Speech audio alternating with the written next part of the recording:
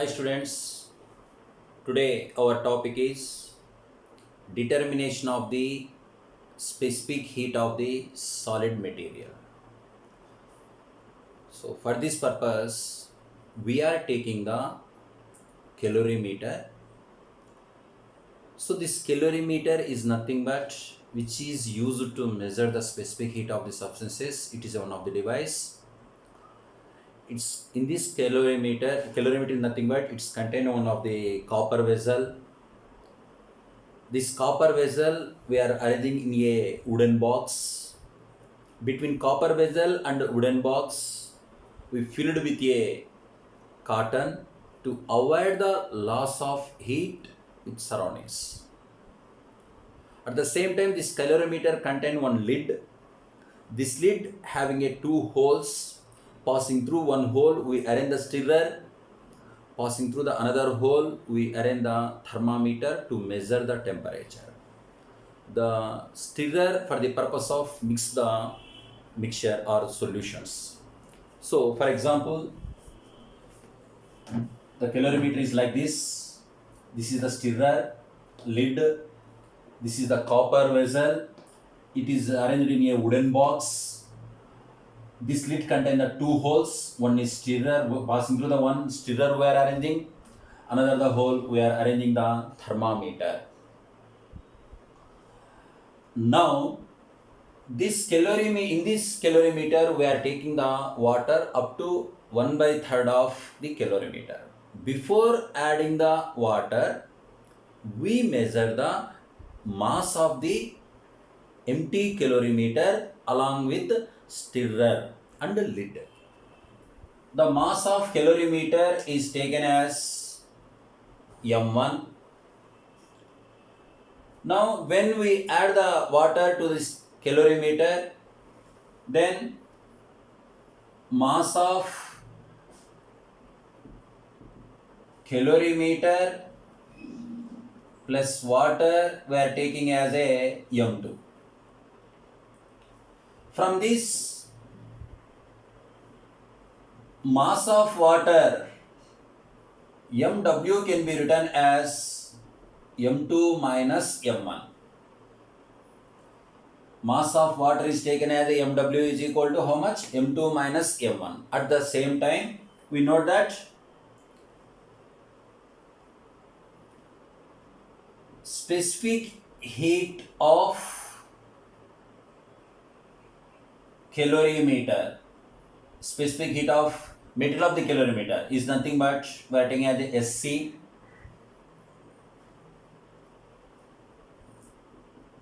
Specific heat of water we are taking as a SW. At the same time, we note that what is the initial temperature of the calorimeter and water. So initial temperature of water and calorimeter we are taking as a T1. We just note all these things. Now, which solid material specific heat we want calculate, that material related small pieces or slots we are taking. The small pieces we are taking in another vessel along with the water like this. We heat up to a particular maximum temperature up to 80 degrees centigrade or 90 degrees centigrade, and we just note the initial temperature of this solid substance. Initial temperature of solid pieces is noted as a T2. Now at T2 temperature of these solid pieces, with carefully we added into the calorimeter with less loss of heat because of the surrounding temperature is less as compared to the solid substance temperature of the solid pieces.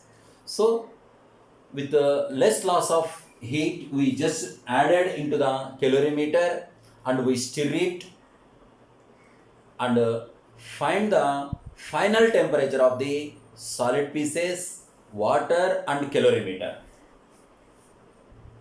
So we note it. Final temperature of solid plus water plus calorimeter is known as a T3. At the same time, what is the mass of solid and calorimeter and water? Solid, calorimeter and water, the mass we can note as mass of calorimeter plus water plus solid substance is known as a M3. From this, we just find the only mass of the solid.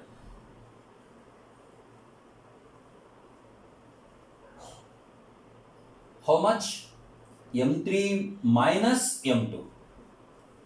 So here M3 is the mass of the solid substance, water and calorimeter. M2 is the mass of the water and calorimeter. So M3 minus M2 gives the mass of the solid substance. It is known as a MS. It is known as a MS. So MS is the mass of the solid substance. MW is the mass of the water. M1 is the mass of the calorimeter. Now we just note the one more thing here. Which one we want to calculate here? Specific heat of this solid. Let us, the specific heat of this solid we are taking as a SS. Let specific heat of solid substance here. Solid means solid substance. We are taking as a SS. Okay. Here we observe that as compare the temperature of the solid pieces, the temperature of the water and the temperature of the calorimeter is less. Then solid substance lost the heat, the equal amount of heat gained by water and calorimeter from the principle of method of mixture. So it's related loss of heat of solid is equal to mass of the solid into specific heat of the solid into loss of temperature T2 minus T3. The initial temperature of the solid is T2, final temperature of the solid is equal to T3. Equation number 1. Similarly,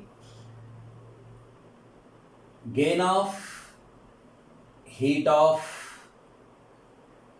calorimeter.